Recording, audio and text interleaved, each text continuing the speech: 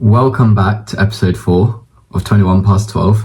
How have we made it to 4 episodes? That's a month of episodes. I know, right? We've been at uni for a month, to be fair, but... No. Yeah. Because we didn't do one on the first week. Oh yeah, so you've been here like slightly more than a month. And we're 4 episodes in. Which is actually really impressive. The numbers are questionable, but good. We don't talk about that, but it's fine. We also thank everyone who's continued to watch our thank podcast. you. Today we're going to do something slightly different. We've been working on it for the last week, and we are doing a... Well, I've been working on it for the past hour. Yeah. But anyway, still got something. Yeah. We're going to do a true crime episode, yeah. Just kind of explaining a true... Well, we're going to do a true crime case each. Yeah.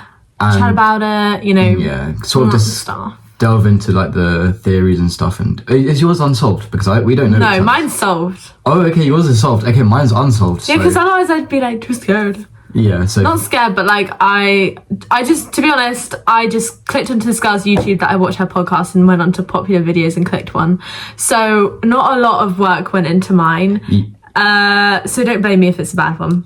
Yeah, mine is unsolved and it's quite a famous And he's case. been hyping it up, and I don't think I know about it, so... You don't know. Well, I don't think you know about the case, but you know what case it is. Yeah. Anyway, has anything happened this week that's worth telling the people? Weekly debrief. We went to Lewis. Yeah. That was... When did we go? Saturday.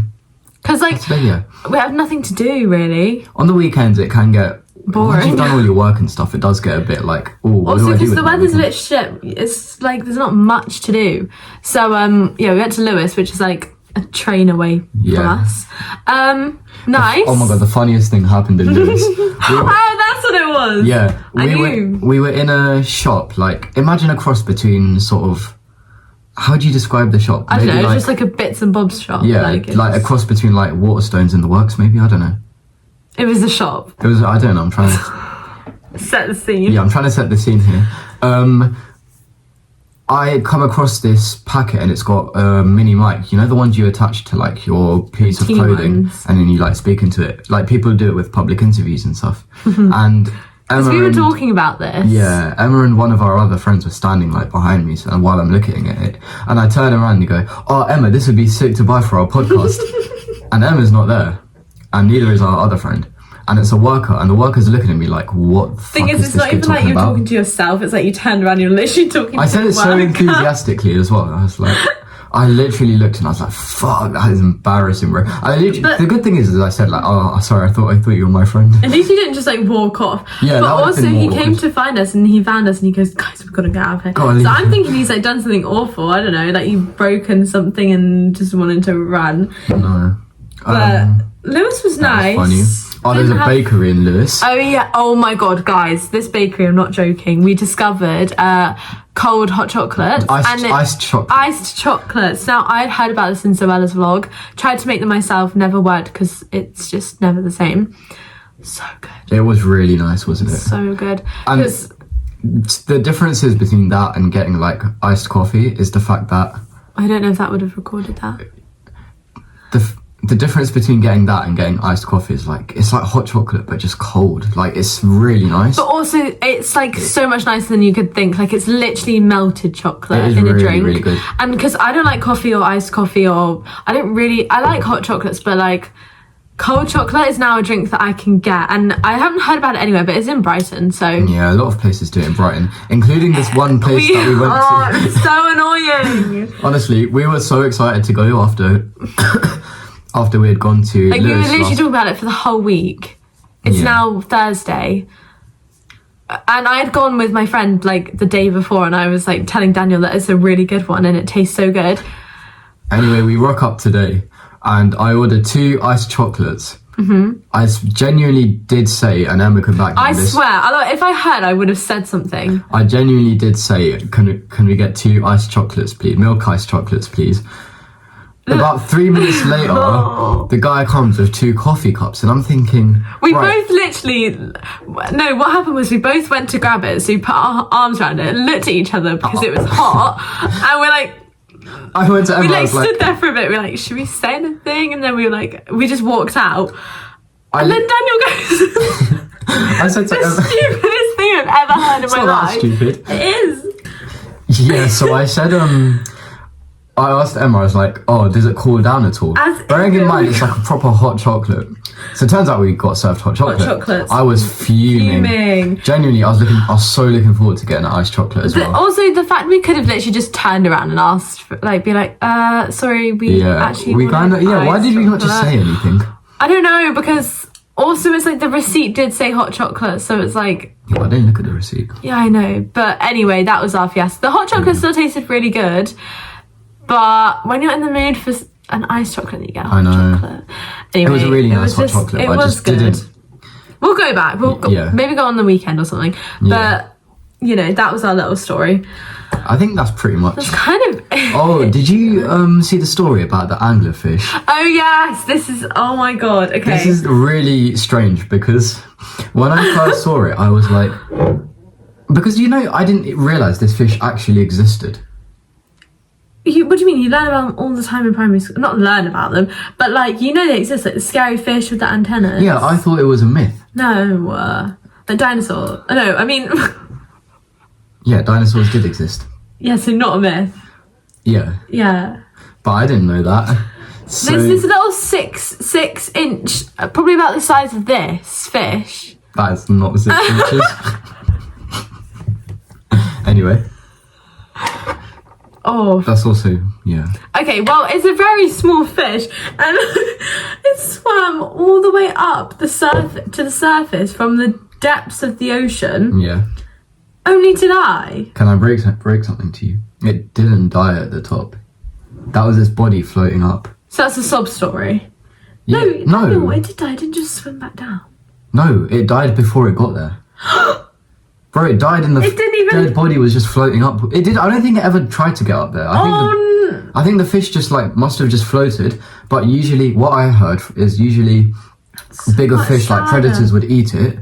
But clearly no predators did eat it. Yeah, and it got all the way to the top, yeah.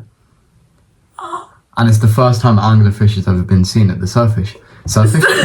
Yeah, surface, guys. No, but it's just the way it's so teeny tiny, and it's just like... But have you heard, the female ones are, massive, though, apparently? Yeah, well, because I used to think they were really big, the size they look massive on the pictures, but I think the female ones are gigantic. Yeah, and also they're so ugly, ooh, they're freaky. Yeah. But look how small it actually is. I can put up a picture. Yeah. 6 inches long. Yeah. But this is what someone wrote, and I found it so sad. They wrote that poor... Is it anglerfish is only 3 inches long. Okay, don't believe everything here on the internet. It lives at the bottom of the ocean, somehow made it all the way to the top without being eaten. Why did she want to go up there? But she did. I don't think it did. Well, I don't think it was a female for a start. Did she want help? I think it was a male. I heard females. So. I just think that's so sad, but it's so funny because I showed Daniel as in oh my god, we should talk about this on the podcast. And I'd written it in the notes of our podcast, being to talk about it. Also, I saw a comment on TikTok, and someone dropped a crazy quote about the fish. Oh yeah, but I didn't get it. Oh, I can't remember. It was something about what the quote seeing was. because it has the light. It was something about It was thinking that's the only light ever. No, it was going to the surface to see the light that it doesn't make or something. Yeah, anyway. I can't remember it off by heart. Can't remember. But anyway, now we're going to talk about our... what would you call it? True crime stories. True crime, yeah.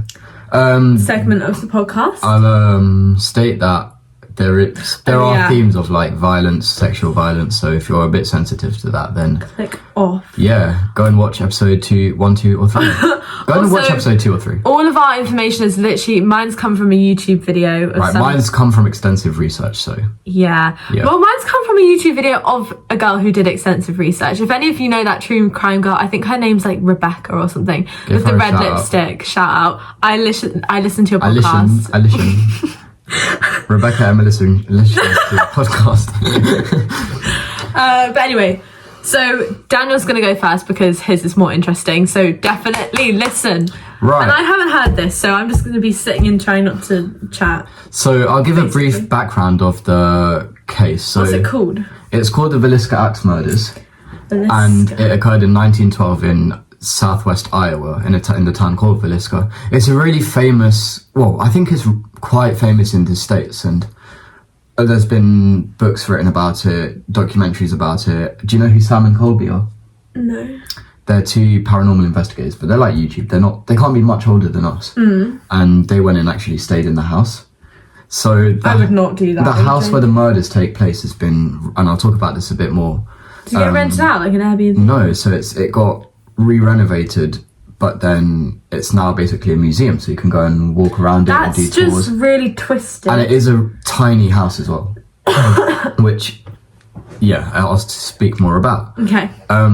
Just a bit of geographical context. Iowa was located like sort of middle of the state, so it's like a flyover state, just west of Illinois. So presumably, I've never been to the US, but I don't think many things happen in random towns in Iowa. Yeah.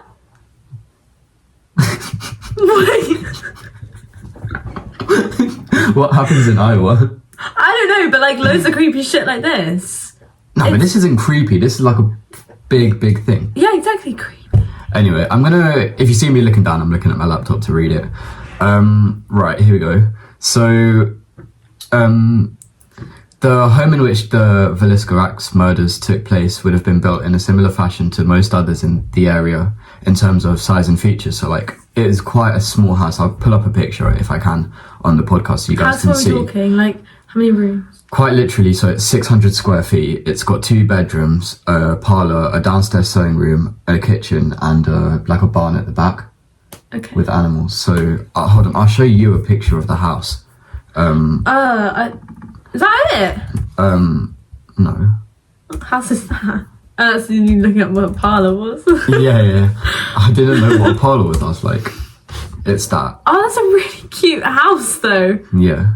And that sign with the Villisca Axe Murder just stays outside that house. That's weird. It's part of it. Right. So, a brief overview of the family. There's Josiah Moore, who's 34, the dad, and at the time of the murders, he was a very prominent businessman, and he was quite well known amongst the community of Villisca. He had previously worked for 9 years for Frank Jones, which is another important figure that I'll get on later when we talk about the suspects. Frank Jones, this guy, he'd basically owned a hardware supply store and was also a state politician. And after working for Frank Jones, Josiah Moore set up shop directly opposite to Frank Jones. So basically they were rivals in business. Yeah, exactly. But what was their business? They had owned supply stores. Oh, sorry. But I think they were like quite prominent, like they were... Like B&Q? Well, I don't know about B&Q, but I don't think it was a chain, I think.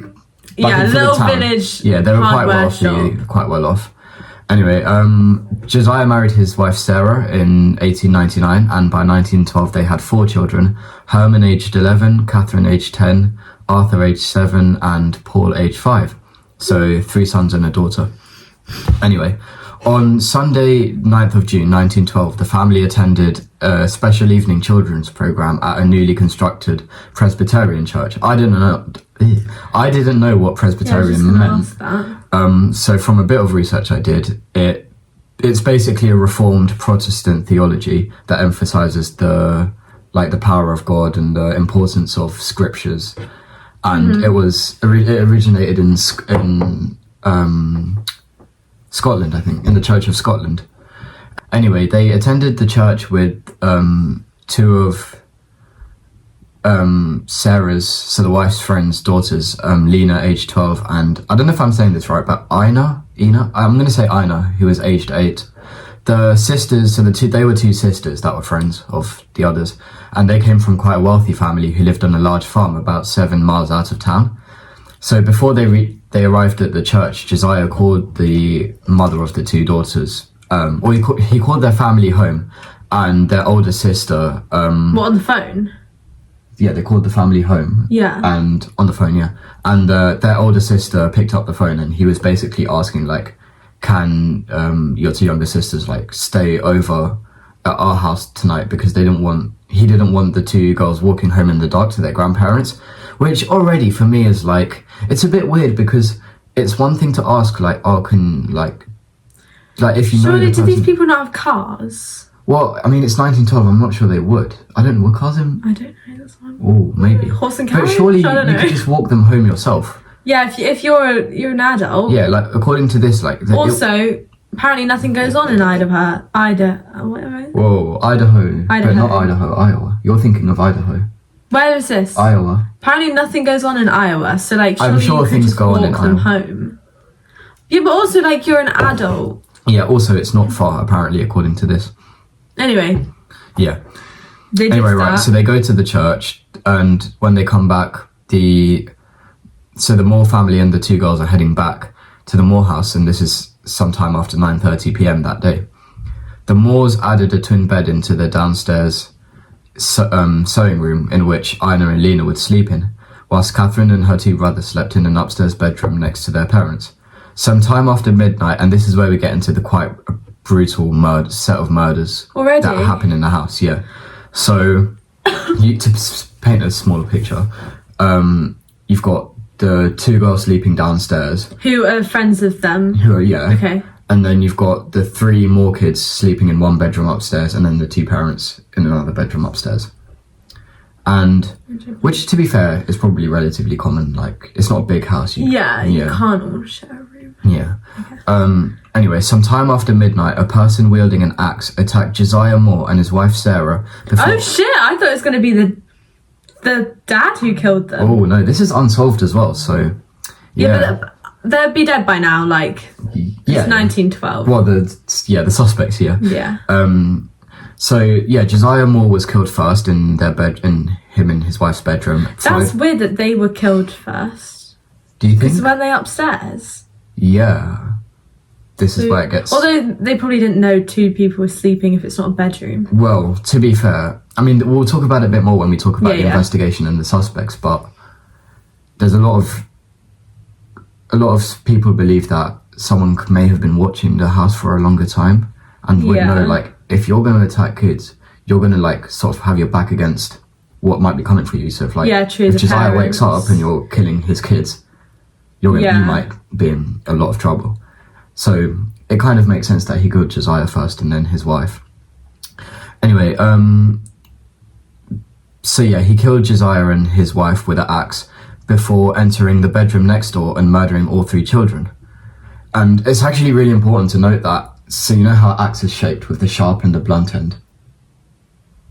No. Okay. Oh yeah, at the top, and then it's sharp, and then it's flat. Yeah. Like it's Yeah. So for all of the murders, he used the blunt end. So instead of it goes into immediately. So no, it would immediately kill them, presumably. Yeah, but it's not going to stick into their skulls or like into their brains or whatever, because it's a blunt end. It's going to crush their skulls instead. Anyway, I mean, this would have made it quicker, I guess, as in the murderer could carry out the killings in quick succession because he's not having to pull the axe out. Oh, I see. Do you see what I mean? Yeah. And actually, if you go and visit the house in Villisca in Iowa, you can see, because where he swung back, he swung back with the sharp side, so all the walls of the bedrooms, you can see like the carvings of where the axe has gone in, and you can still see it today if you go and like. That's really odd. Yeah, it is quite brutal, to be fair. And the house, they've kept it exactly the same to the point where like electricity and there's no electricity or plumbing in the house because they wouldn't have had it. Yeah, and they wanted to kind of keep it how it was on the night of that murder. So after killing the three children and their parents, the attacker then goes downstairs into the sewing room and does the exact same with the other two girls. So just brutally murders them with the blunt side of the axe. Oh god, and they probably were like awake. This is the thing. You'd hear something in a small house like that. The walls aren't tiny brick, house. are Like they? you'd hear creaking. You'd hear presumably screams. And yeah, but this is. I mean, they were probably frozen in fear. Like what? Yeah, you could not. You're not making them run for it. Realistically, at that age, I mean. Yeah. 12 and 8. You're probably just frozen in fear. Bearing in mind, you have just woken up if you are awake. And in best case scenario, they slept through the whole thing. Anyway. Here's where it gets even more gruesome, because as the murderer went back upstairs and savagely attacked... So the murderer went upstairs and savagely attacked the already dead bodies of the Moore family. Again? Yeah. It's estimated that he slashed Josiah, the dad, around 30 times and axed the other victims to the point where their faces became unidentifiable. Fucking So hell. you can imagine, like, he's tearing them, like shredding, basically.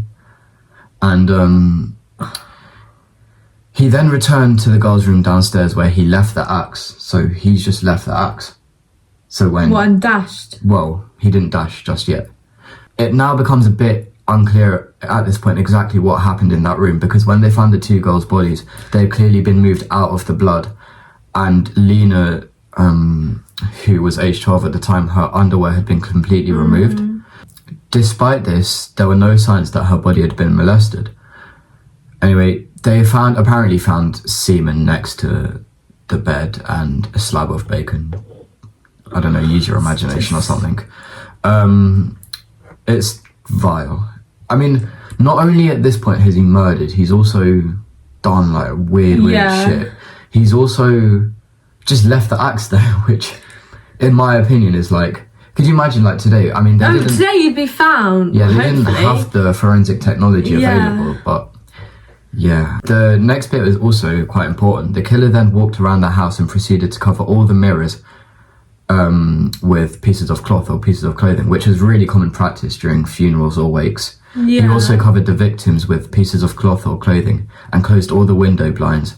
And there was 2 windows without blinds, which he completely covered with clothing.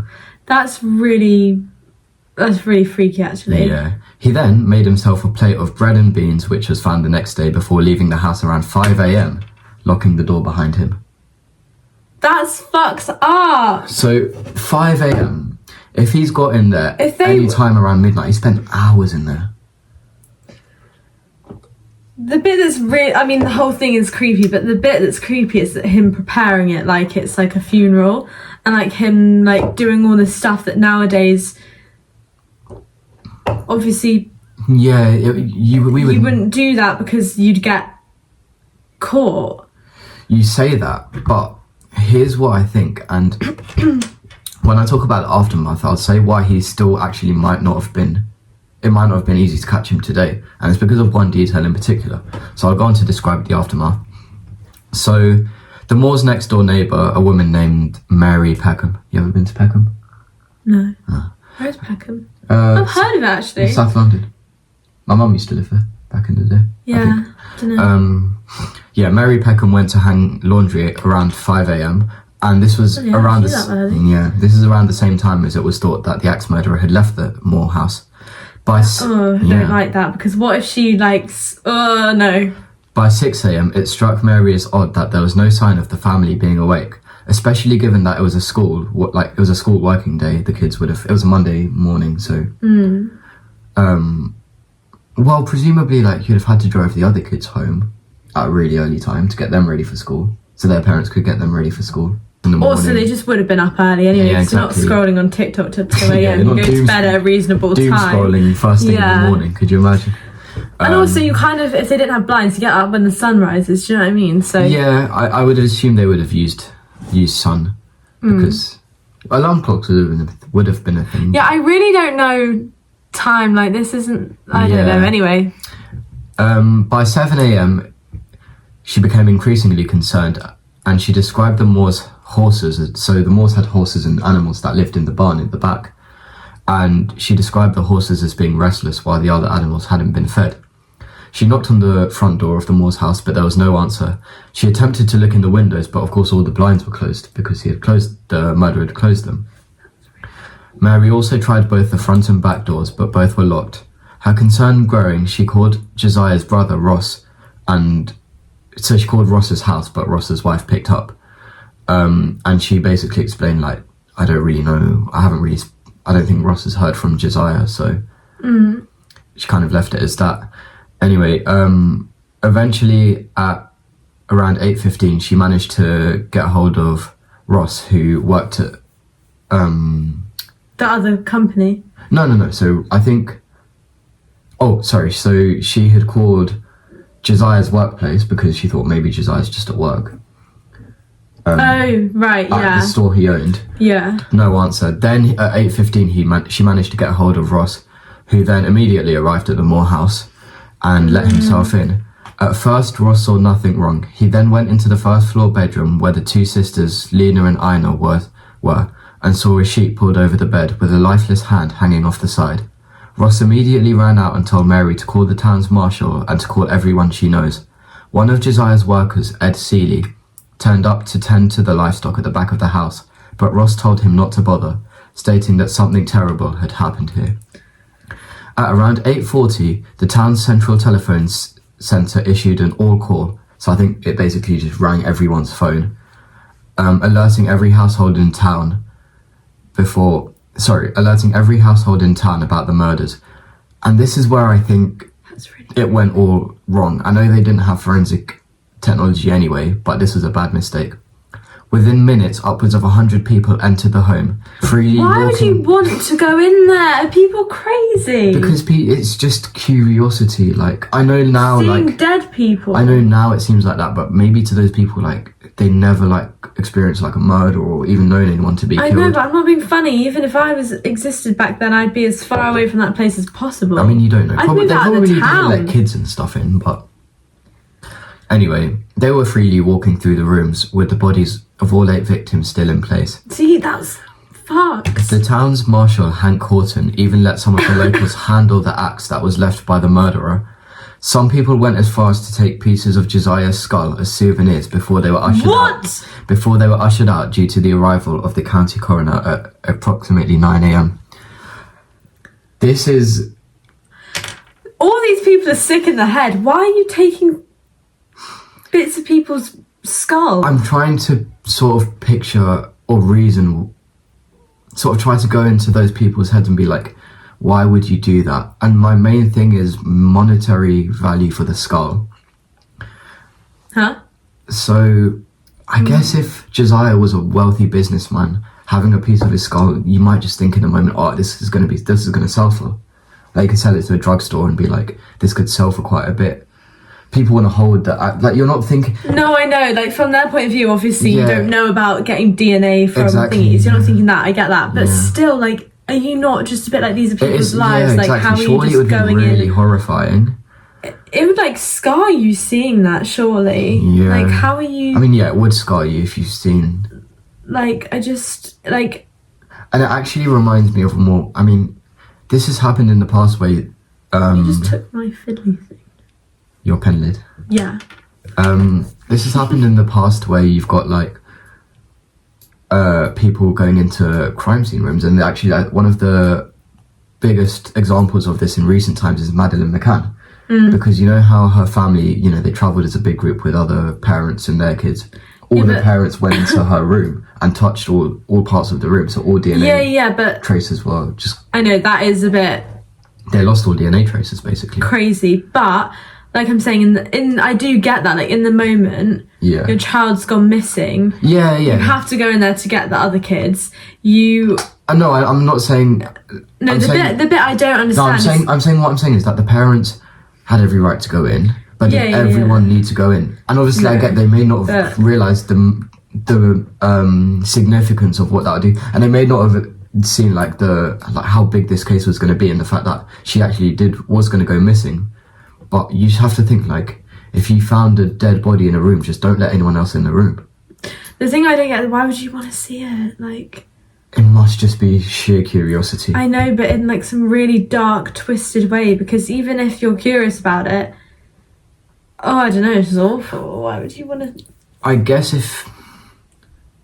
Like, just imagine walking into that house and seeing everything. They might not have known the severity whilst they were walking in, so they might have...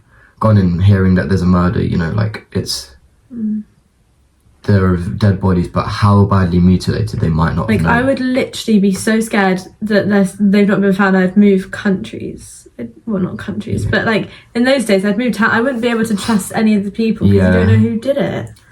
Anyway, so by this guy, the county coroner, I think that's how you say it, he came and he was pretty annoyed by the number of people that had been let in the house, and by 10:30 a perimeter was secured around the house. Several hours later they re-entered the house to view the bodies, so like the sheriffs and all that. And it actually wasn't till 2 a.m. the next morning, so the morning of Tuesday the 11th of June, at about 2 a.m., the bodies were taken from the home and stored in a fire station, which had been set up as a temporary morgue. So, yeah, so now we go on to the investigation, which is probably the most interesting part and the part you guys are most curious for. We spoke about the fact that during the early 20th century, there was a real lack of forensic technology that we have now, and the use of things such as fingerprints wasn't widely used. The victims' autopsies, however, revealed that all of them died from severe head injuries and died between midnight and 2 a.m, which they must have known from the blood, I guess. Burglary was quickly ruled out as a motive, as all the valuable belongings of the Moore family, including Josiah's wallet, which had a lot of cash in it, was left untouched. In the barn outside, investigators found an imprint in the hay, which could have suggested that the killer observed the family from the barn for some time. Oh, that's weird. They also found 2 used cigarettes in the attic, which may have suggested that the murderer could have waited don't like that. I know what you're gonna say. The murderer could have waited in the house and hid in the attic until the family returned from church. There was also 2 really interesting bits of evidence that they found. One was a gas lamp. So, you know when you see, do you know what yeah. So one was a gas lamp, and it had which they found at the top of the stairs, which had its glass removed and the light turned down so that it would only give off the faintest bit of light. The second was a fragment of a keychain that didn't belong to the Moores, which was found downstairs. Keychain like necklace or key, like actual key? Keychain. I would presume... Key, yeah. But I'm not entirely sure. Anyway, suspects. So in this case, this case has happened in 1912, and there's been, because it's unsolved, people are still like doing extensive research, doing videos, doing all of that, trying to gain basically trying to figure out who did it. There are a number, like quite a large number of suspects, but in my opinion, there are 3 main ones, and 3 that I think surely it has to be. I think one of them, even one of those 2, I don't think it is, but 2 of them definitely I am really interested in knowing about and whether these guys did it. So the first suspect was a man named William Mansfield, who was actually arrested in 1916 on suspicion of carrying out the murders. Going back to the fact that Josiah Moore had worked for a man named Frank Jones for several years until he started his own company, it's believed that Josiah also had an affair with Frank Jones's daughter-in-law, which may have, further increased tensions between the 2.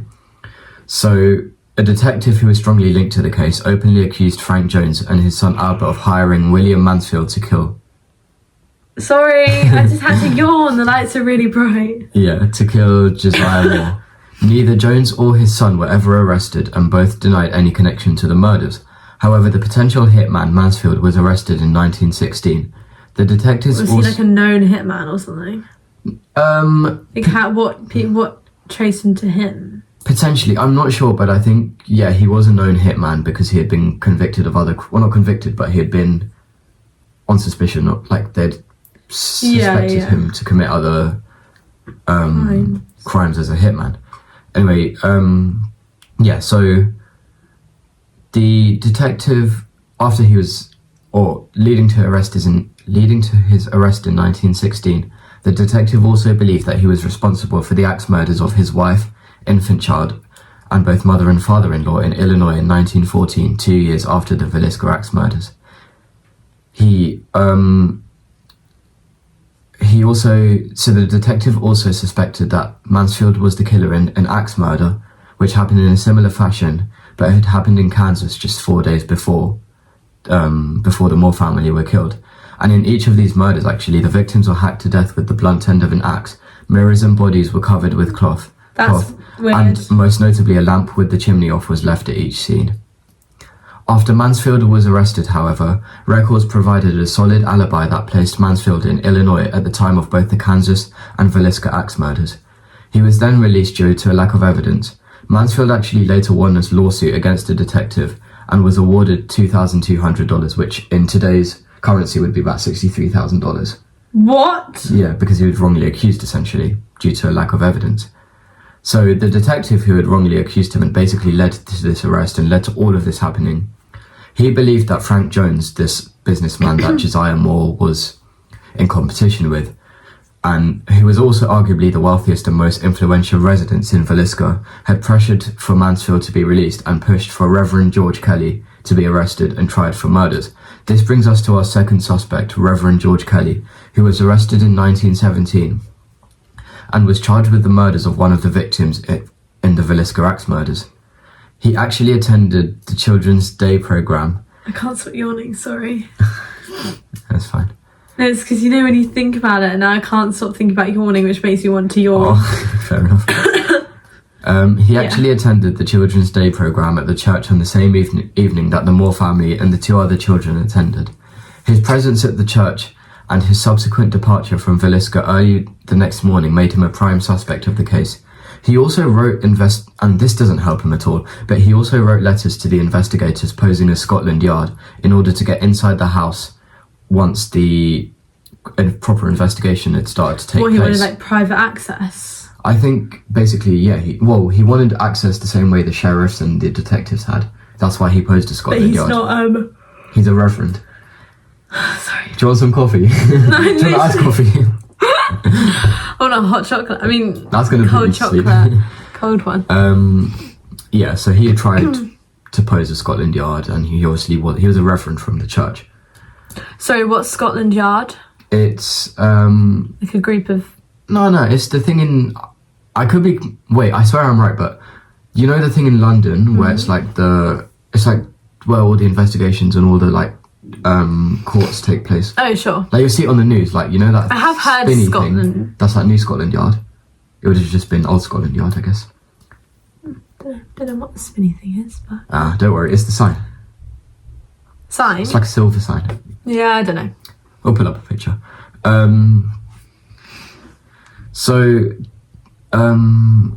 Basically, it's also worth noting he sent a bloody shirt to a drugstore the following week. Okay. After... Could you be more... it's a bit suspicious, obvious. Isn't it? Why else would you have a bloody shirt? Well, you could have that for any reason. They probably didn't have don't imagine they would have had washing machines and stuff. But it's just the timing. Yeah, the timing isn't great. So since then, there's been quite a lot of research and deep dives into Reverend Kelly, which led to the discovery that he suffered from mental illness and was diagnosed with schizophrenia. He was also known for peeping in windows and was known as Firebug, as he confessed to a series of arson crimes. Despite this, investigators didn't initially arrest him, purely down to the fact that he was 5'2" and deemed physically incapable of carrying out these crimes. What the hell? Makes a lot of sense. Does it? If the axe markings are in the ceilings and you're swinging back, I'm using the mic here, not an axe, you're swinging back, if you're 5'2", I'm not sure you're reaching the ceiling. That is fair, but yeah, okay. 5'2" is quite short. Could have heels on, but sure. I don't think he's rocking around in heels. Yeah, By the time he was arrested in 1917, 5 years had passed, and due to witnesses having difficulty remembering details and a lack of physical evidence, Kelly was found not guilty. He eventually moved to New England, where his behaviour became increasingly erratic, and at one point worked for the KKK in New Jersey. So this guy had basically been released, and he eventually died in a psychiatric hospital in New York. So I think out of the first two suspects, I think Reverend Kelly's a really easy finger to point at. Yeah, only because there's more aligning to him. Yeah, also the fact that he had mental illness. The fact that, I don't know, but the fact that he was at the church the same evening. Yeah, there's a bit too many things that weirdly add up. It's weird, but I just think... And the same as the obvious things like leaving the axe, leaving all the stuff, not making sure you've taken all your evidence with you, and then going to take a bloody shirt to the place 2 weeks later. Yeah. And I think maybe that... in those times, right, the ones you've just said, that's the most obvious. If you're going with evidence, that's the most you've got, really, isn't it? Yeah, definitely. It's really easy to point to someone, I guess, especially if people knew he was a weirdo and he had a bit of a crimes, he'd been a bit of a peeping history. Tom. I think I actually think that it's more likely the first suspect, William Mansfield. Do you think? Or a hitman of some sort, but even how common were hitmen back in the day? I assume really common.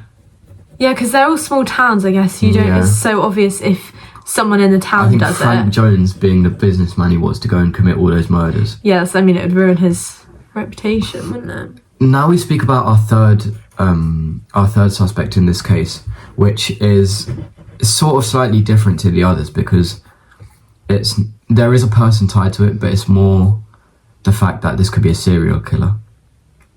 Interesting. So actually, the third suspect in this case has been brought to light quite recently. Actually, researchers today believe that a serial killer travelling by train could be a plausible explanation for not only the murders in Villisca, but other seemingly random axe murders ranging from 1910 to 1919. In 2012, the book Murdered in Their Beds by Troy Taylor explored many similar axe murders involving families throughout the Midwest. In his podcast American Huntings, Taylor didn't pinpoint a specific suspect, but he added another crime that took place earlier in San Antonio, stating that he believed that this was when the killer first struck. Then in 2012, I'm inventing New Year's here. In 2012, the book The Man from the Train, journalist Bill James and his daughter theorized that the murders could have been the work of a German man named Paul Mueller. James in fact tied Mueller to a famous axe murder in Germany, stating his belief that he returned to Germany after running into the law in the US a couple of times previously. Via research in newspaper archives throughout the years, Bill James and his daughter discovered scores of murders of entire families committed from 1898 to 1912. Across the country or across Germany? No, across the US. So these crimes occurred in Nova Scotia, which, to be fair, I think is in Canada. I'm sure it's a region in Canada. Oregon, Kansas, Florida, Arkansas, and other locations. Mueller was about 35 years old in 1897, reportedly claimed to be a German military veteran, and was known as a skilled carpenter who spoke very little English. Mueller is believed to most likely to have worked as a lumberjack, given his woodworking skills. The killer's use of an axe and the fact that most of the murders occurred in or near lodging areas with an axe, I think led to James and his daughter sort of trying to put two and two together. I think the idea of the serial killer on a train and doing it in older states is probably quite accurate. Whether it's Paul Mueller, this German guy, I'm not entirely sure. The concept of a nationwide travelling serial killer was never actually considered in most cases, because I guess it wouldn't have been that common and it would have been hard to track down. This led to most serial murderers possibly being missed. And I guess if it has happened in a small town, like, people really think, oh, it must be someone in this town. Yeah, you don't really think outside the box. So the authors of this believe that 8 people were wrongly convicted of Mueller's crimes, 4 of whom were executed and one later... One was executed? No, 4 of whom were executed. 4? And one later... Because of this? Yeah. And one... No, so the authors think that they were wrongly that people were wrongly convicted of Paul Mueller's crimes. Yeah. So 4 of these wrongly convicted people were executed. One later was exonerated, while 7 people were believed to be lynched, which were mostly but not entirely African Americans, while another 10 were arrested but later released due to a lack of evidence or strong alibis. What does lynched mean? I'm going to pull up a definition, I think I know what it means, but I don't want to get it wrong. Lynched. So it's the public killing of an individual who has not received any due process. Does that mean, like, they watch it, or...? It would have been hanging back in the day, so yeah. Right, okay. I think the witch trials were lynched. So. Yeah. But I think it also quite commonly occurred during times of the slave trade. Carrying on from that, the author believes that the killer's primary motive may have been a sexual attraction to prepubescent girls. While adults were typically ambushed and murdered in bed while sleeping, girls often showed defense wound or other evidence of struggle. And if you link this back to the Villisca Axe case, where one of the girls' undergarments had been removed, it's pretty... You can make that link there. And that pretty much brings us to the end of this case. And I think the reason I picked it was because, one, it was unsolved, and I thought that would be pretty cool to do an unsolved because it's more fun. People can make their own theories up about it. I also just think it's a really peculiar case and quite. I've never heard of that one. Yeah. I've listened to quite a lot of true crime podcasts. It's quite a unique case in the fact that there's not like, it's not like we don't know at all who did it, but there's also a few suspects which like, it could be you, normally there's enough evidence, but there also isn't enough evidence. Yeah, you can't like... You can't... Well, they did, but you can't accuse people without... Yeah, I mean, in the end, no one was knowing. accused because no one was convicted. Which one of those three did you think wasn't really? The last one? Wasn't really. You know how you said... I think it's three, but... I think Reverend George Kelly should... Well, not should be, but I would rule him out. I actually don't think it's him. The one with most of the evidence? No. As in the shirt and the... Yeah, the one with the shirt, yeah. I actually don't think it was him. I think you're pulling strings.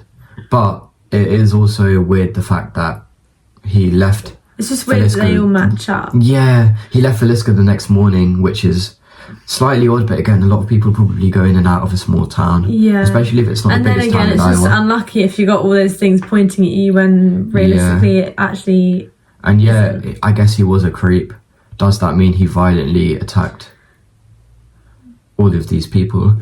Yeah. My favourite theory is the third one. The serial killer is quite interesting because probably in that time it wasn't like a massive, like, you're thinking about that thing because I guess you don't really have access to worldwide stuff that's going on. Stuff isn't published as easily. Like, you don't... And there's less access to getting stuff on a wider scale like that. Like, you can't... Yeah. You know? Like, surely it would have been quite not new, but like... Yeah, you wouldn't immediately go, oh, this is a serial killer. But the other thing I would say, and the reason I think it's a serial killer, is because the way in which, going back to how the crime was committed and the events, it was really... And I don't want to use the word calm because we're talking about a really, really violent... Mine was calm, sexually not violent, calm in that way, but weirdly. Killer. It's because... Wait, the fact that this is a really... The way in which he acted is what I'm trying to say. Yeah. Like, he was in the house for hours. He didn't just kill and leave after. He had food. He must have gone up and down the stairs. He covered all the stuff. He had some food. Like, this is someone who's either done this before or is really mentally ill. Yeah. But that's also interesting because that's the similar to the one I chose. Like, not to spoil anything, but same thing. Like, he was so chill after, like, didn't do anything about it, didn't whatever. And then when they arrested him, they took him to like 4 different psychiatric people, and they were like, you know, it doesn't seem like he has anything mentally wrong with him. Yeah. Which I just thought was interesting because you would assume that to be able to do that stuff. Yeah. You know? The house is tiny as well, and to just be doing that for such a long period of time and... Yeah, and to stay in that scene and like... Obviously it was late at night. I don't think he would have completely worried about other people, like neighbours and stuff, clocking on. Although if they know that they normally wake up around 5, like that lady was out hanging out washing at 5. Yeah, which is why she then gained suspicion when... Yeah, I know, but that's just when he left. But again, it could be coincidence. Also, we don't know if it's exactly 5. At this point, they surely wouldn't have known, but somehow they did know, I guess. Should go to the house one day as a YouTube video. No! I would do it as a YouTube video. It's like that scene, what's it called? Okay, it's really not like this, but you know that Black Mirror episode? Which one? With the museum on the side of Black Museum? Yeah. Well, just in the sense that it's a museum. Yeah. But I think if you walked into I don't know. I think if you walked into the house, you would just gain a sense of like, I'm not comfortable here.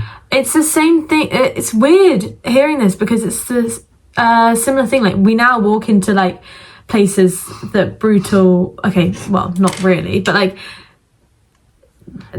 I guess if you walked into maybe not haunted, but like a house where a murder or a really brutal crime has taken place, but they've renovated the house, people are living there, it's different.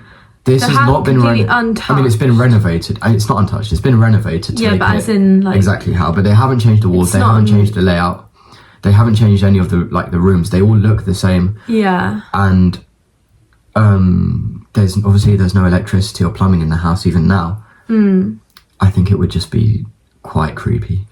Yeah, because you know the story. Like, I'd wonder if there would be a difference if you didn't know and you'd like go in and someone was living there, and you're like traveling and they've said, "Oh, come in for a cup of tea" or whatever. If you go there without knowing all that happened, versus if you go and it looks like that and it's do you still get that sense of like chill down your spine sort of thing? Yeah.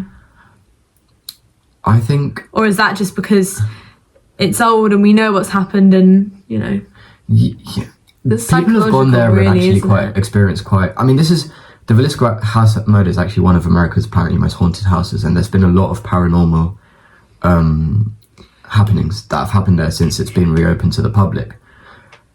How much of that is true, we don't know, because I personally am not sure about ghosts and the paranormal. I do believe it. Or is it just to get more like publicity? I don't think it's to get more publicity, but I think it's more likely to be a placebo effect. You've gone into this haunted house knowing that murderers have happened. Yeah, I think it's a mix, but also it's a tiny town and wherever it is, like they'd want to keep it going if it's getting them a bit of money for the area. Yeah, I guess. But this is also a brutal case that did actually happen, and 100 years ago. I just don't necessarily feel like we should go there. Paranormal. One day. I don't know. If we ever go to America, we'll take the podcast on tour and we'll visit. I don't want to go. House. I'd be scared as well. I can't lie, but it's. I like definitely you can actually like stay the night there, but I would never do that. I'd be terrified. No, I couldn't. I would go and I'd 100% go and visit it though. You'd go inside. Yeah, 100%. You can even go in the attic and stuff. Like genuinely, just because I've never really felt like I've been in a place where something like that crazy happened, or I've never been in a place where I felt like, okay, I'm getting chills from being in here. And I do kind of just want to know what that feels like. If it feels like anything. Maybe it doesn't feel like anything. And you walk in I feel like it's what you make it. Like, like what I was saying before, like if you walk into that house, if it had the sign upside and some like little old lady was living there and she offered you... Yeah, but then what if it is like that and you do just get this sense of... that's what I'd want to know. Like, I'd want to have... And it's that curiosity that makes me want to go there, kind of. I just don't think I think I'd be too like creeped out, because also I'd be scared that it would like bring something back to me. Like, I don't know, I'd just be too scared. Yeah, suddenly feel the tap on the shoulder. Not even that, I'm just scared I'd like jinx. There was actually, yeah, this is a true story actually. There's a guy who went in there and he came out with like not a cut, but have you ever like cut yourself and it's left like a scar a few days later? Yeah, with like a scar on his back. Already healed scar? It was like, it wasn't bleeding, but it was... Yeah, scar. Like a cut. Yeah, like a cut, but it wasn't bleeding. That's like, I don't know how true this is, but there's this interview with, what's her name? I think it's Joey King, because she was in The Conjuring, I'm not sure what film, but she was on like Jimmy Kimmel or something, explaining that when she went to... Whenever she was on set in the house that they filmed The Conjuring in, that she had to go to the doctors because she lost all, I think it's her white blood cells. Oh wow. They just all disappeared. That's another one you can go to as well. The Conjuring house? Yeah. But they all disappeared and the doctors was like, this is really weird. Also, you shouldn't be able to be this okay if you didn't have any white blood cells. Yeah. And then was like, whatever, go watch the interview to get the exact facts. But then when she stopped filming and went off set, literally the next day she was fine and they were all back as soon as she went off set, which is weird. Yeah. I actually think I'd be a lot more scared to go in the Conjuring house purely because it's a more paranormal story. Like, it's a bit more related to like demons and stuff. And I'm like, whoa. I think thinking about it now, I'm not, obviously, because I haven't seen any of the films, sorry. Yeah. But I think if I went in there with the film crew, I wouldn't be that scared because I know that... You wouldn't go in with the film crew. You'd go with the people who own the place and they'll take you on a tour. No, but I'd ask. No, so if I went... Guys, bring back the Conjuring film crew so that I can go. No, but you know what I mean? I feel more safer because I've been like, okay, Joey King's been here, like this whole massive film production, film crew have been here and it's fine and no demons have popped up. If I went like just... It's not like demons with the popped up, just paranormal things happening. Like that's what I mean. People yeah, but I don't want anything to enter me if it does exist. Yeah, that's why. No, but that's why I'd be a little bit more hesitant on going there than because with the Villisca Axe Murder House, it is just it's a one murder, like it's a one-off time murder. Yeah. Like it's a horrible crime, but murders do happen like all the time. It's just in this case, it's unsolved. It was really random. Yeah. Yeah. I don't know how long this podcast is going to be by the time I cut it, but it could be quite long. Very long. So we're going to wrap it up there. Yeah. And we didn't know how this episode would go because obviously it's completely different to what we usually do. Just testing things out. We are just testing waters. If you liked it, please like, subscribe, and comment. Please comment if you liked it or whether if you didn't like it, please comment that you didn't like it because otherwise we'll do it again or we won't do it again. Like we don't know. So I'd rather you guys just be honest. Yeah. If we did it again, I think there's a couple of things. Episode. Maybe one an episode, but also there's a couple of things we can definitely work on. Yeah. But thank you anyway for listening. And if there's any true crime stuff, if you want us to continue, maybe we won't do it every week, obviously, and we probably won't even do it. We might do it it won't be that soon to now. It won't be a common thing, but if there is a case you want us to do in the future, just let us know and we'll do it. We'll have enough time to do some proper research into it. Yeah. And any last things to say? Subscribe to my YouTube channel, Emma Louise 4, and subscribe and like to this. Her voice is gone, by the way. My voice is just suddenly gone croaky. It's gone really croaky. Sound like a frog, but yeah, I don't know. Yeah, like, comment, subscribe. Obviously, next week there'll be a new video. There will be, We'll try and get it out every week. No, in fact, we will get it out. We will get it out every week, unless we're like home or like even when we're home. I think we'll get one out every week.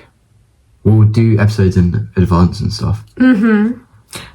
Anyway, but we don't need to talk about that now. Anyway, also, we have a TikTok now, which I'm going to leave in the description. And it's called 21 past 12. Instagram's 21 past 12 as well. We'll put TikTok here, Instagram here. Yep.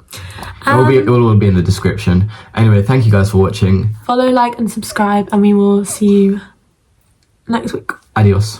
Adios.